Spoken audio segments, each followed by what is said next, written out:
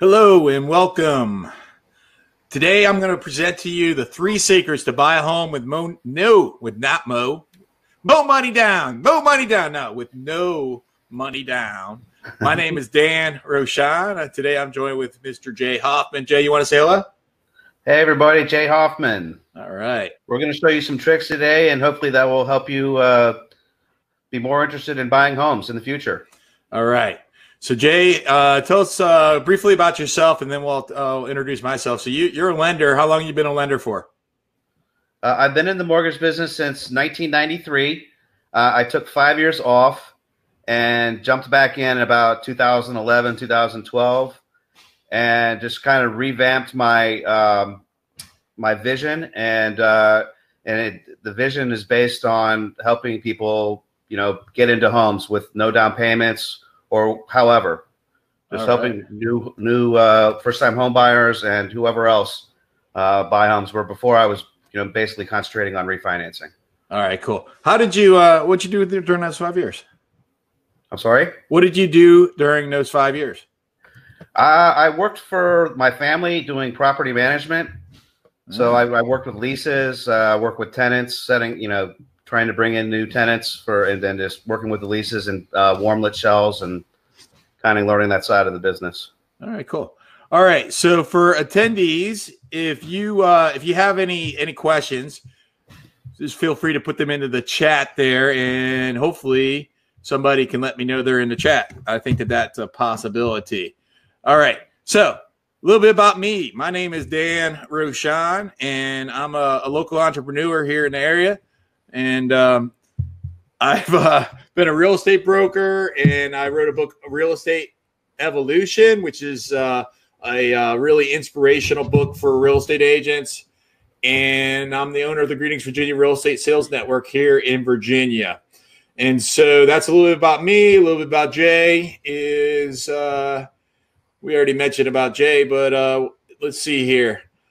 Anything that we didn't talk about the first time? So it looks like you've been around for 20 plus years, and you are an expert. And here's the deal. Here's about Jay. Jay is one of the best in the business. I've been doing this real estate sales forever, and very seldom have I come across somebody like Jay that knows the products, knows how to guide buyers, and knows how to be able to help people. And that's Jay, right? So so that's who Jay is.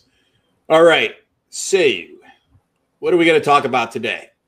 Today, we're going to talk about working with the right real estate agent to find the right home, and we're going to that's going to be in chapter 1, and then chapter 2 is exploring the loan process. Working with the lenders, mortgages, and really just understanding the entire process. And so, in chapter 1. I want to share with you really it's about the importance of, hiring the right agent and understanding what you're going to ask them and what should you expect that you need to know when, making an offer that gets accepted, and what should you, maybe need to know right now. And so those are the things that I'm going to be talking about. And then we'll transition over to Jay at that point. So how can a real estate agent help you? So a couple ways that real estate agents can help you is really by knowing what's going on in the marketplace. So I'll give you an example of that. So in our local marketplace in Northern Virginia, since March, well, let's go backwards even more. So it's January of 2018. In January of 2018, there was a shortage of supply from January of 2018 to March of 2020. And that was a reflection of Amazon announcing that their second headquarters was coming to Northern Virginia. And so when that happened, a lot of sellers stayed on the sidelines because they were anticipating that the market would increase as Amazon starts coming into the market. Well, it was partly true, yet not completely true, because what those sellers didn't consider was the fact that Amazon's actually coming in over a 12-year period, 2,000 jobs a year, which is starting about a little less than a year from now, and that they've committed 60% of those people would be residents. Okay, so that's the piece there that the population really sort of overlooked. The other piece of that is the fact that 2,000, even if it was a complete 2,000, but it's going to be really closer to 800, there will be an impact based off of companies outside of Amazon, but within Amazon, not so much. Because if you're looking at, even if it was 2,000, a population of 6 million, it's a drop in the bucket.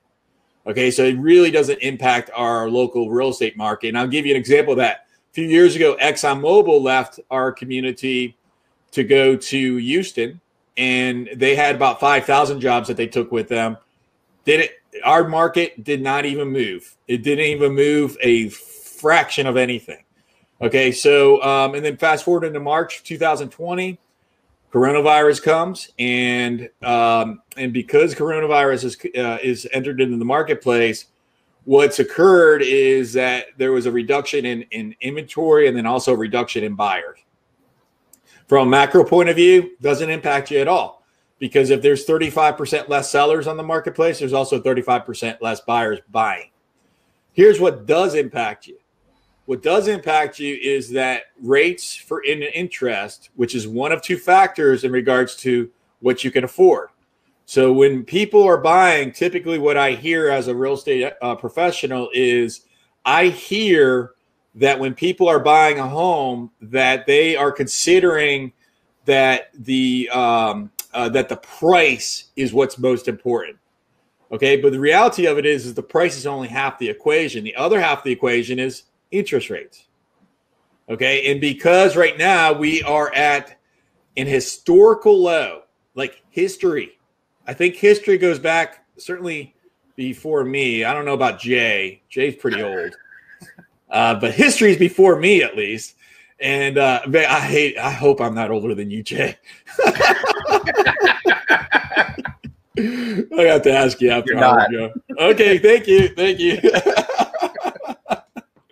All right. So when we're looking at history, that interest rates are the lowest ever. All right. So that's what you have to consider if you are a real estate buyer today. Because even if prices have increased a little bit, the interest rates have decreased, and that's going to be something that's going to really be beneficial to you. Other ways that a real estate agent can help you is by understanding, what the market is doing, understanding how do you write an offer that gets accepted, and understanding that particularly in Northern Virginia, there are so many micro markets in Northern Virginia that a professional agent, it takes an incredible amount of study. Okay, I'm fortunate. When I got in the business 13 years ago, one of the first things I did for a couple of years was I worked for the banks to get pricing valuations for their properties, doing a thing called broker price opinions. And I learned the market inside and out by doing broker price opinions, because I would go, the banks would hire me, and I would go from like each day 4, 5, 10 homes in different pockets of Northern Virginia, and go ahead and value those homes for the banks. And as a result of that, I got a chance to drive into thousands of streets. And then, after the fact, as doing this day in and day out, also, thousands of more streets. And so a great real estate agent is going to know the pros and cons of the neighborhoods. They're going to know the nooks and crannies, and they're going to know to be able to guide you into the communities that work for you. Okay, and that are important for you as a home buyer. They're also going to be able to negotiate on your behalf. Okay, so one of the things that sometimes I get, home buyers will approach me and they'll say, well, why do I need an agent? I'll just go directly to the listing agent. Well, let me tell you, as a listing agent, please, okay? Because what happens is the buyer doesn't actually get any more money. Instead, what happens is the listing broker typically will get the entire commission. So let's say that there's a 5% commission being paid on a sale, on a house, and of that 5%, the buyer's broker will make a percentage of that, and the listing broker will make a percentage of that. If there's no second agent representing your interest, then what happens is that entire 5% typically will go to the listing agent. Okay. And there's misperception that it would go to you as a buyer, and that's typically not the way it's going to work. And so that's something that you should be aware of. Okay. So these are some of the ways that that an agent can be able to help you. And secret number one. So we promised you 3 secrets. How do you find the agent? All right. Well, you can Google them. There's the old internet that replaced the Rolodex that Jay in his infinite age. I don't know. Am I discriminating age? Trying to graduate from it. All right. He's at the yellow pages now. He got from the Rolodex to the yellow pages, and next week it's going to be the internet. So, all right. So you can get on the internet, Greetings Virginia Sales Network, which is the organization that I own and run. Word of mouth, friends, co-workers, family. Ask around, right? The only thing that I encourage for you to do is look at reviews online, because even if it's coming from a friend or a family or whatever the case may be, they may have had an experience with that real estate agent maybe once in their life. And the challenge that you have as a consumer, as a buyer, is that you don't have a perspective of who's a good agent or who's not a good agent, because you're probably only doing it once every 7 years or so. Okay, so when you're doing it once every 7 years, it's hard to really get an understanding of, did this guy or girl, did they really, truly take care of me, right? So do a little bit of due diligence on that. Dig into that just a little bit. Let me chime in one thing. Yeah, Dan. go for it, man. Go for it. The one misconception is the seller is paying the Dan's commission or the buyer's agent's commission. And the one thing that you probably will only have to do maybe 1 or 2 times in your life, Dan does it every day, is negotiate. He's one of the best negotiators I've ever seen. And you get it from using the seller's money. It's not your money. Just wanted to say that. Negotiating is huge. Hey, Jay, anytime you want to say something nice about me, you don't even have to ask. Just jump in. All right, I'll interrupt next time. Yeah, I mean, just don't even be polite about it. I mean, if it's just going to be something nice about me, just roll with it, man. Okay. All right. So I'm just teasing, guys. I'm just teasing. All right. So questions to remember when you're signing contracts, right? So, again, do your due diligence with your agent and find out those details that Jay's just talking about in regards to negotiation. Find out, what are your numbers? Who, do you have references? Who have you helped recently? When you wrote an offer, what was the situation? What was the scenario? Were there multiple offers on the table? Did you negotiate better terms or better price for your last 3 buyers? So talk to me about your last 3 buyers. This is what I would do if I'm interviewing an agent. Say, tell me about your last 3 buyers you represented. What did you, how long did you work with them? What was the process like? Really, truly dig into it, right? And Jay had talked about this briefly about how do real estate agents get paid. And I mentioned this as well, is typically nothing's going to come out of the buyer's pocket. So typically the fees are going to all be paid for from the seller. And in fact, in many cases, we can get the sellers to pay some of your closing costs, because again, we're talking about how do we get that home for no money down. Jay's going to dive into that a lot more than I will here in just a few minutes. And understanding, here's how we're going to tell you exactly how to get that money with no money down. And a part of that's going to be getting some money from the sellers in many cases. All right. So exclusive right to represent buyer agreement is designed to protect you as the consumer. The Virginia Consumer Protection Agency, DPOR, actually regulates real estate agents, and their job is to protect the public. Okay. That's what the Virginia government does, is they're there to protect you, the public. And the best way to do that is by, when you're buying a home, is to say that you have to do one of 2 things. You either have to hire somebody, or if you're talking to an agent, or if that agent is going to help you, say you're not going to hire them. Okay. But what you can't do is not hire them or unofficially say you're not going to hire them and then have them help you, right? That's not going to be, the state's not going to allow that. So typically, just understanding sort of the process, okay? So the process to buy a home, and right now with the time of coronavirus, a lot of things that we're doing with our buyers is that we are showing them homes online and actually physically walking through the homes. I helped a buyer 2 weeks ago. He only saw one home, but he actually saw, I think, probably 8 to 10 homes. Okay, because what we did was my agent and I would go out with our iPhones, and I have an Android, and we'd walk through the home, and we would share with him what we were seeing. And then when we got to that home that was the right home for him, then we were able to say, okay, let's coordinate a time for you to come out here. We did that, came out, he loved it, he fell in love with it, wrote an offer, got accepted, and now we're on our way to closing. So that's a way that we could be able, that agent should be able to help you, right? Whether that's us or whoever it is that you're working with.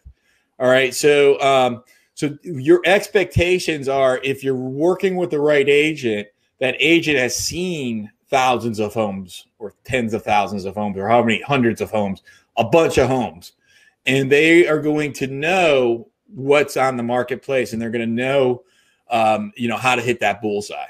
So typically when I'm working with a buyer, it's if I tell the buyer, say, look, if the home exists, we will find it. I promise you, we will hit that bullseye. If it doesn't exist, we're going to have to change either the price, the location, or the type of home.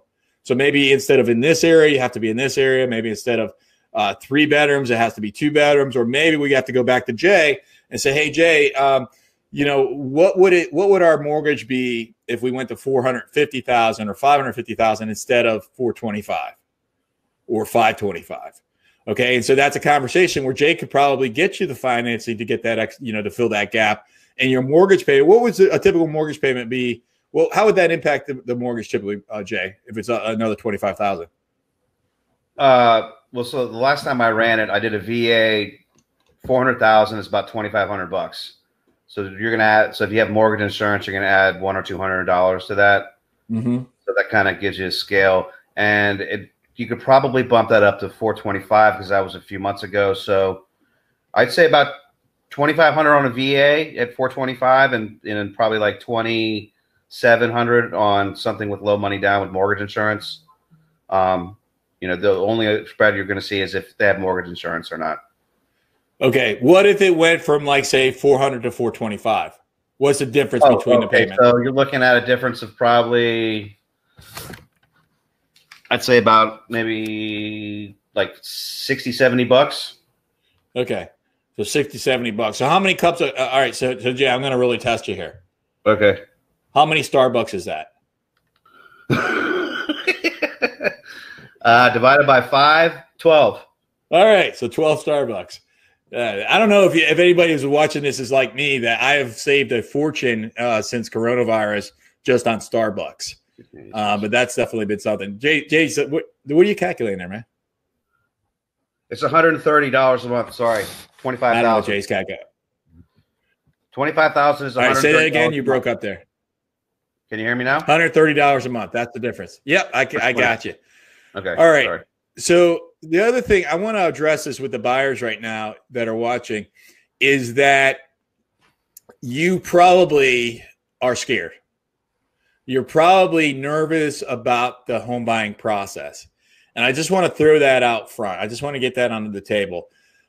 Either you're buying your first home, that can be scary, or maybe you're getting a job relocation, you're concerned about that. Or maybe you're getting married, maybe you're getting divorced, having a baby. Typically when somebody is buying a home, typically there's also another really important life thing that's associated with it. Not always, but many times that's the case. And so again, it's recognizing what's going on in your life that is causing you angst, causing you anxiety, and then understanding, hey, we're adding this other thing on top of this, and that could be, uncomfortable. And I just want to just address that up front, because if you, as a buyer, if you're not aware of the fact that that this is going to be an emotional journey, then certainly you could be clear that it could be tougher than what you expect, because I think you really have to acknowledge your emotions and get that up front. Jay, would you agree with that this is an emotional journey for most? Absolutely. Yeah. But consider it a fun ride. Glass is half full. There you go. Jay is always the optimistic. I love that about you, man. All right. So when you're looking at the home, now remember, when you're originally looking at the home, when you find that home that you're going to write an offer that gets accepted, you're going to, at that point, you will, of course, have a home inspector, et cetera. So you'll be fine to make sure that we want to protect you and your interest, so that you at least know what the home is good. If there's any deficiencies or defects, at least you know what they are. Okay. And so then when you know what those defects or deficiencies could be or are, then you can be able to be in a position to, say yay or nay. But at the very least, we want to make sure that you know what, by getting a professional home inspection, we want to make sure that you know the condition of the home. Before we write that offer, these are the things that we want to make sure that that you have an understanding of is, what are the utilities and the appliances? Are they in good repair? If the house is like a mess, well, maybe that might indicate that the home sellers haven't maintained the property. Okay, is that something to be aware of? There's a bunch of, once upon a time, this was like 2009. I remember I walked down a street and it was this neighborhood that I literally went from townhome to townhome, and I think it was probably 60% of the homes were on for sale. And I just took the buyers. We went from one to the next to the next to the next to the next and say, okay, we're going to get this one, right? That was in the big market crash. And so the market's not like that today, fortunately. But you do want to, understand like what's going on in this marketplace, because if there's a ton of homes being sold, then you may want to ask the question like, hey, what's going on here? Why do people not want to live here? And, go knock on the door. And say, hey, hey, I'm Dan. Nice to meet you. Just curious. I see your home's for sale. Hey, I'd love to be able to take a look at it. Work through this with your agent, right? Just don't, surprise somebody, right? But these are the conversations that you're going to intend to have and find out what's going on with the community, right? And then, again, see what the condition of the house is before you write that offer that gets accepted. So that is the real estate agent's part. My part. And what I really want to share with you as I hand this off to Jay here is that I'm not ready to hand it off to Jay. No, not quite. I'm not even close to handing it off to Jay. That's what I want to hand off. That's what I want to tell you about handing off to Jay. I'm not ready to do that. Gosh. Secret number 2. Make an offer that's going to get accepted, okay? So these are the negotiating factors that you're going to want to know. First thing that I do when I'm working with a buyer is I go in and I'm looking at a home. I want to know, how long has it been on the market? How long has the current owners owned that property for? What is causing the owners to want to sell? I put on my detective hat and I go through there and I want to know exactly what the deal is with that house or that home, so that I can best represent you in your interests. All right. When we write that offer, there's going to be a couple of contingencies on the offer. So there's going to be a home inspection. Typically, we already talked about that. So you're going to have to make certain, or we're going to make certain that the home is in, good repair, or at the very least, what the repair is. We're going to get an appraisal for the property. And we're going to and that's something that Jay's company is going to want to make sure, because they want to make sure that the money that they're loaning on it, that the house is going to be, which is going to be collateral for that loan, is going to be worth what they're making a loan for. And then we're going to want to make sure that you can actually get that home loan. And we do all that work for the home loan up front. And again, we're going to talk more about that here in a few minutes. Okay. But those are pretty typical contingencies. And what a contingency means is that we write an offer that gets accepted contingent on these other things happening. And if these other things don't happen, then, you get out of the contract and there's no harm done there. Okay. So when you submit the offer, you're going to be writing an earnest money deposit. That earnest money deposit is going to be held in a third-party escrow account, is what it's called. When you put that money in a third-party account, that means that you no longer have access to the money. The seller doesn't have access to the money. The agent does not. It's the account money. That's who owns the money there. And it gets released from that escrow account when the conditions of the contract are met, and then the money gets released in the manner that that the contract dictates. In absence of that, it would be upon agreement with the seller And then absence of that, it would be through a court order. I have never had to go to court to get earnest money deposit back. I have had some sticky situations. I had one once where our buyer, we had one once where the buyer's spouse died. We had another one, and the spouse wasn't on the contract.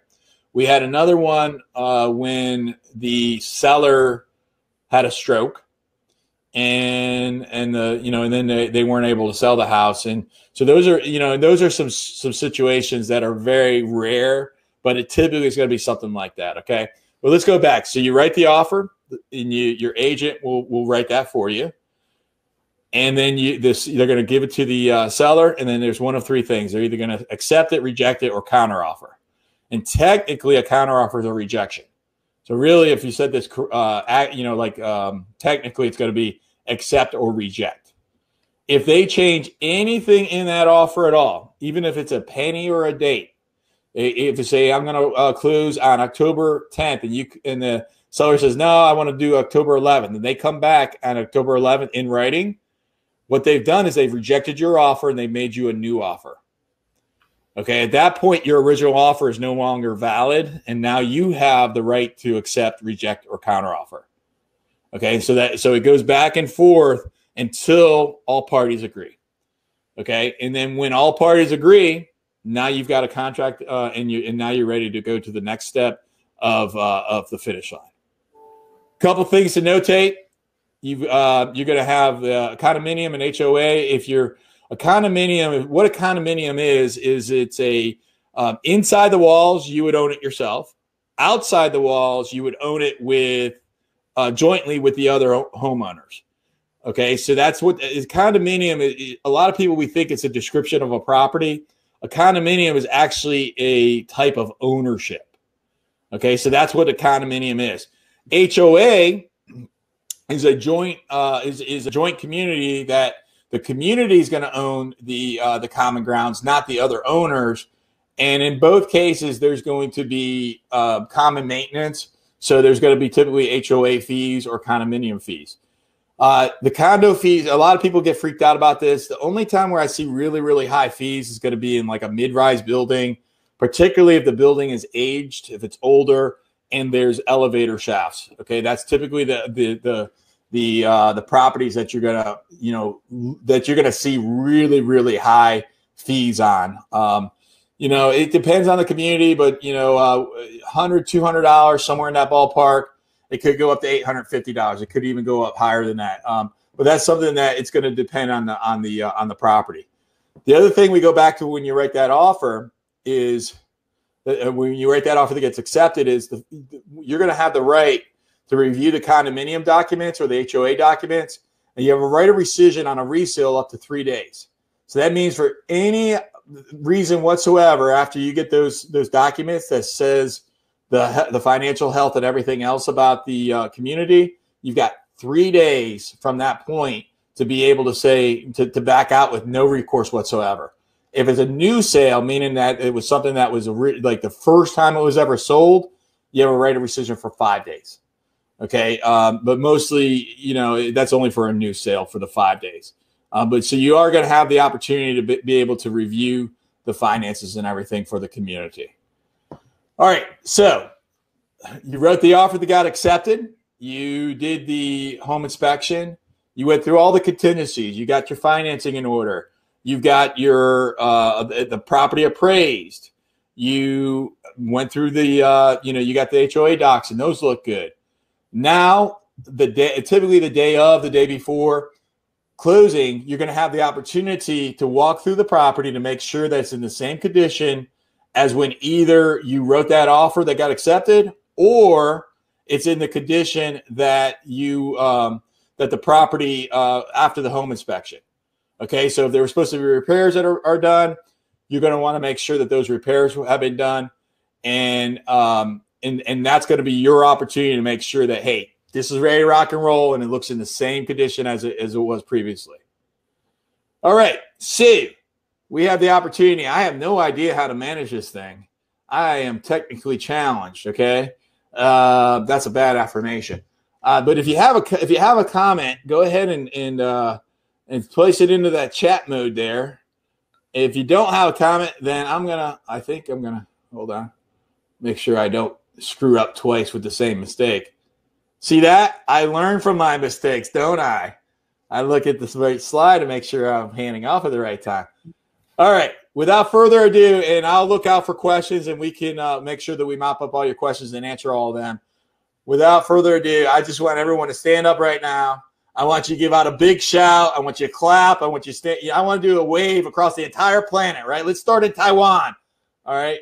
All right. Anyways, Jay Hoffman, here you go. Jay, talk to us about understanding the loan process. How can you help us? Lots of different ways, Dan. Lots of different ways. I could talk all day, but I don't think everybody has time to listen to me all day. One of the coolest parts about buying a home in Virginia is you can get in with no down payment. And their bond program is basically, it only went away for a couple months with COVID. It was the first one to come back in the whole country. And it's probably the strongest program in the country when you compare it to all the other states. It can get you in the house with no down payment. It can get you in the house with no down payment, and it could also help you pay your closing costs. Basically, all you need to do for the most part is have worked for 2 years, paid your bills on time somewhat, and it takes care of the the money that you would ordinarily use for a down payment. So that's the big secret that we want to expose here. So how can we help you, and what should you know about the loan process? Okay, so there's 3 different types of lenders, and you can kind of blend a couple of them in the same top bullet point, but you have correspondent lenders. That's basically what Movement is in my company. We can close and fund in our name. We can sell directly to Fannie Mae and Freddie Mac and also VHDA, without taking a lot of the back and forth away that comes at the end of the process when you don't sell directly to them. So there's a correspondent lender. There is a broker. A broker basically is going through outside sources to fund the loan. And I used to work for a broker. It's not, in my opinion, it's not the best way to get a loan, but it's also not the worst. Then you have banks, Wells Fargo, Bank of America.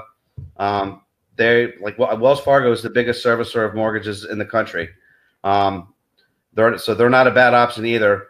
But the thing about the big banks is their primary focus is on deposits, not on mortgages. So basically, if you load them up with deposits, they'll give you a good mortgage. But it's kind of goes hand in hand. You're not always going to get the best from a big bank. What's a servicer? Tell us what a servicer is. Servicer is who you're making your payments to. Yeah. So you may do your loan with Movement, but then you're going to end up paying NewRez or some other third-party servicing company, which will, likely change, if payments are made on time in the future. I've had my mortgage for 17 years. I think it's changed 8 times, the servicing. So that's something that you're going to have to prepare yourself for in the future. So those are your different types of lenders. You'll see a little bit more of that on the future slide here. Different mortgage options that are available. Really what it comes down to, it's either conventional or FHA for the most part, and it's credit score driven. So I could go deeper into it, but I don't want to confuse everybody. So if you're at like a 660 or 680 or higher, we're likely going to set you up in a conventional loan because it's a better loan. When you take an FHA loan, you have what they call an upfront mortgage insurance premium that takes half of your down payment. So that's what kind of makes FHA not as good as conventional. What's better about FHA is you have a lower introductory rate by maybe a quarter or maybe 3/8 of a point. So that's why kind of once we're setting these up and we're trying to figure out what the best program is, the credit score determines, and to go a little deeper, it determines the price of the mortgage insurance. Once you're below 680, the mortgage insurance gets ridiculously expensive, and therefore you have to go FHA because it doesn't even match up. Okay, so that's kind of briefly some different mortgage options. There's also USDA, VHDA, which is what I talked about briefly, which will get you in there at 100% financing. There's VA loans, which is for our veterans, 100% financing, no mortgage insurance. I think it's the best loan out there if you can get it. And then there's conventional loans where you're going to make down payments up to or higher than 20%. Once you make that 20% down payment, you've alleviated mortgage insurance. So that's kind of the mortgage insurance is going to hinge the decision you make or the advice that I give you on which program is best for you. How do I get a loan with no money down? The way you get a loan from nobody down, you got to have a 620 credit score, and then we would do 100% financing through Virginia Housing. So there's a couple different ways you can do that, but that kind of encompasses it. Actually, hold on one second. Both of you probably said VHDA about 7 times, and that's the first time that either of us said it correctly, because they changed your name. That's right. So last year it was called Virginia Housing Development Authority, and this year they switched it to just Virginia Housing. I guess they got tired of saying all 4 words. All right. So how can Virginia? Tell us more about Virginia Housing. Okay, so once 620 is our minimum credit score. There's no adjustments to price for having a low credit score. It's just kind of mortgage insurance, but your credit score drives the cost of the mortgage insurance. So once you're below 680, 660, you're going to have to go FHA because it's too expensive for the mortgage insurance. We were talking about. So 100% options are VHDA. There's a couple different tracks you can go on VHDA. You can go USDA, which is 100% option. VA home loans is another 100% option. So those are your options for getting 100% financing in Virginia.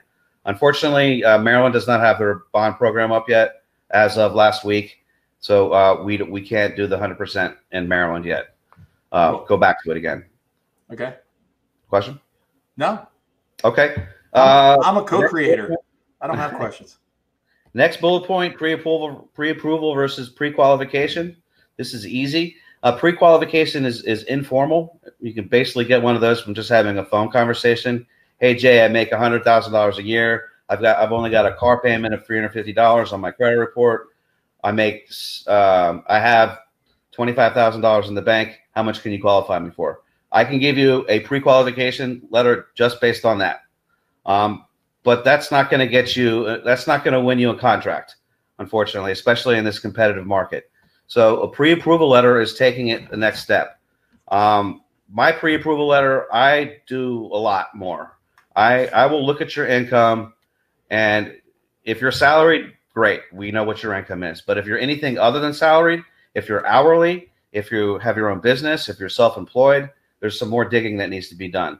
Like I'll probably have to get a verification of employment for your hourly employees. I'll have to look at your tax returns for your self-employed employees.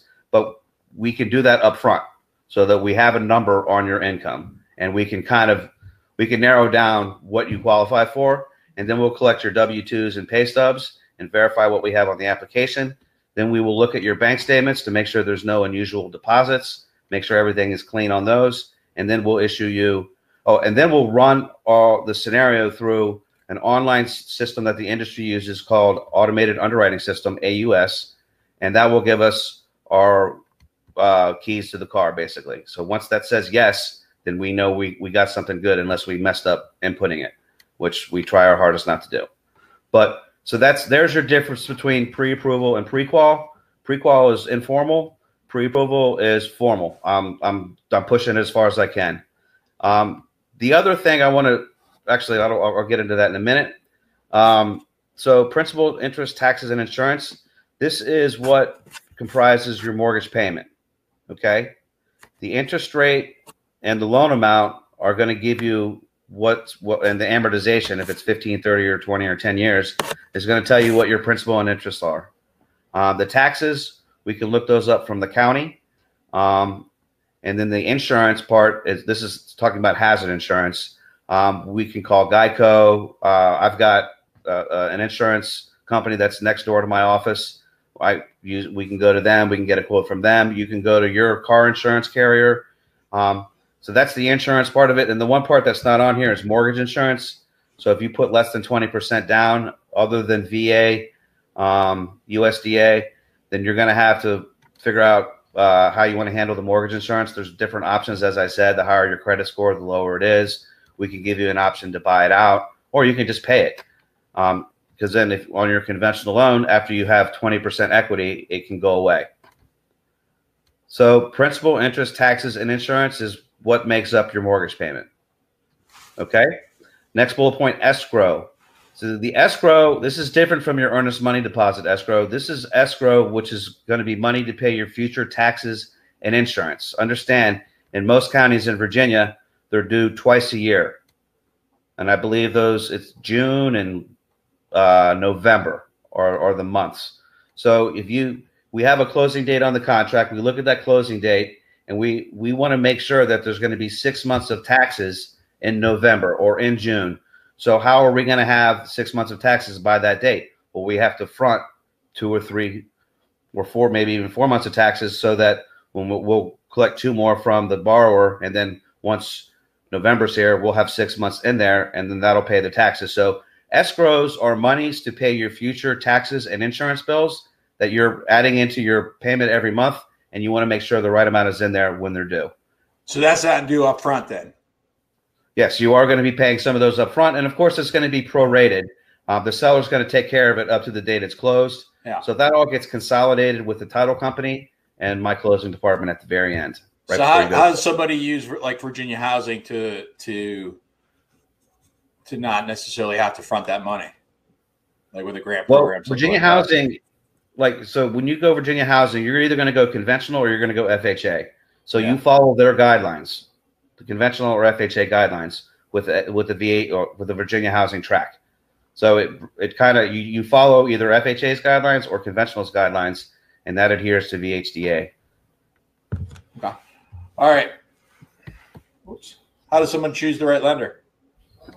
So that's a good question, and I tackle this one a lot. Pardon me, I've got a renovation going on in my house right now, so there's a little bit of noise in the background. But what I always try and suggest is try and go through somebody that is local, maybe somebody, a friend of a friend, maybe, get your real estate agent to suggest somebody. Try and find somebody that doesn't work just 9 to 5. Try and find somebody that's available on the weekends. Try and find a company that when you call them, you're not going to speak to a different person every time you call.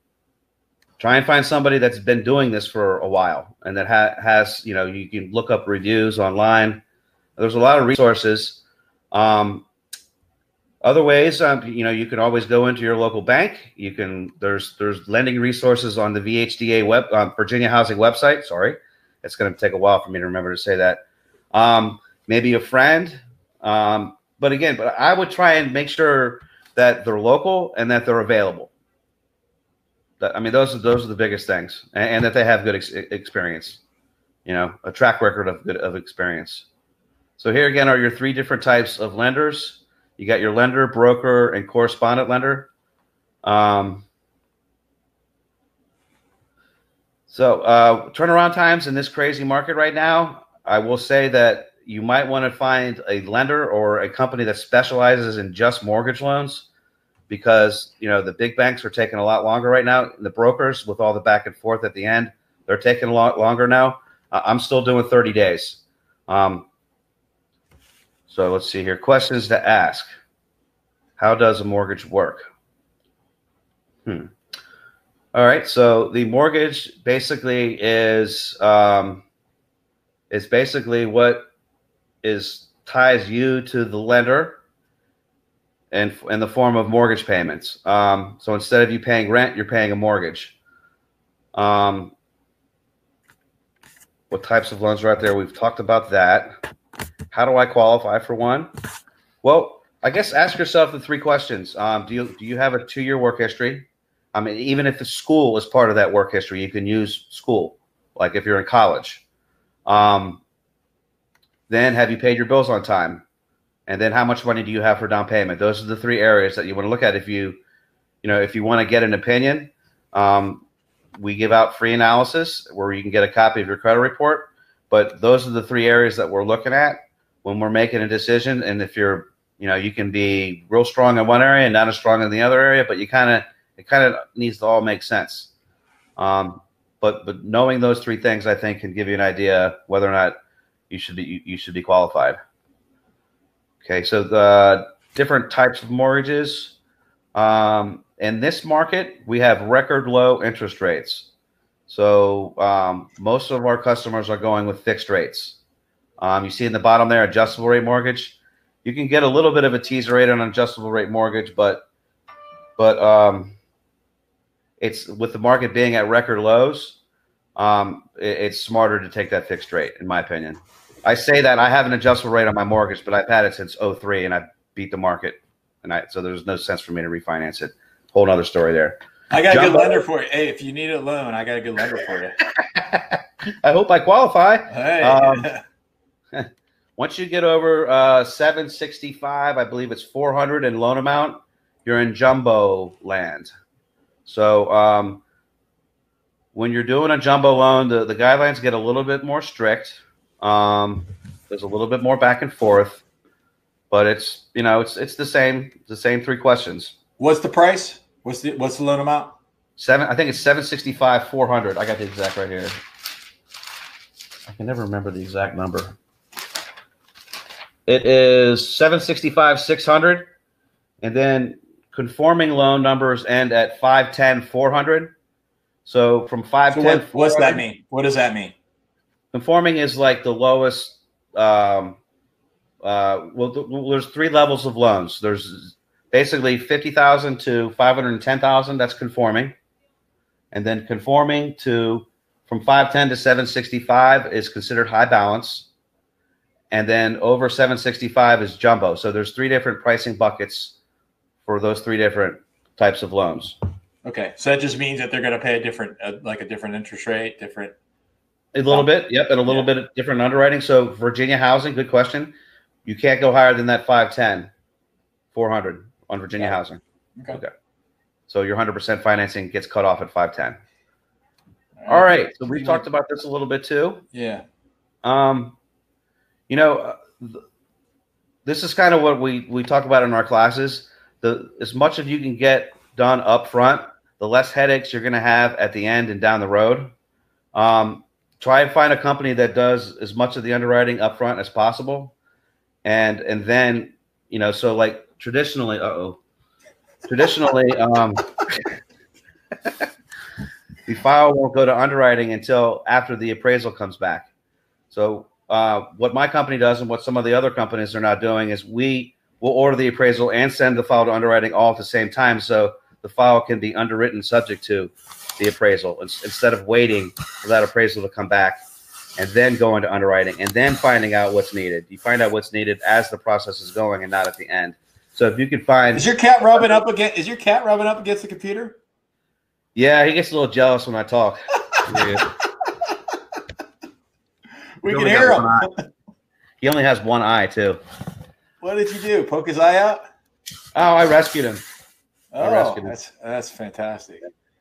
Yeah, I'm sorry. I think I distracted you. Louis, go to your playpen. All right. So the loan estimate. So once you have a ratified contract and you've secured terms with your lender, actually, let me rephrase that. Once you make an application, you have the 6 pieces entered, like loan amount, name, social security number. Then the file triggers RESPA.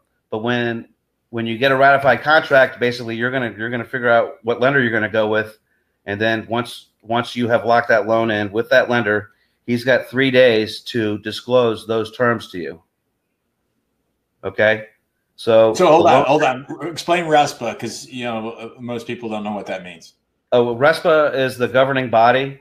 Like back in 2008, back in 2008. When everything went upside down, they changed the rules to eliminate fraud and appraisal fraud and loan fraud. So the one thing they wanted to do was make sure that things are disclosed apples to apples. So this conforms with them changing their regulation after 2008. So once 6 pieces of information are entered on an application, the RESPA, I forgot what it stands for, is triggered, and we by law have to disclose terms to the customer within 3 days. Got it. Okay.